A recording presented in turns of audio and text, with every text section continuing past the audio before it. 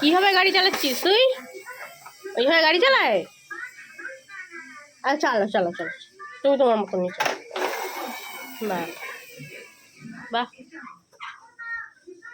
চলো চলো। এই, চলে গেল তো। গাড়ি চলো গাড়ি চলো, যেভাবে চালাচ্ছিলে চলো।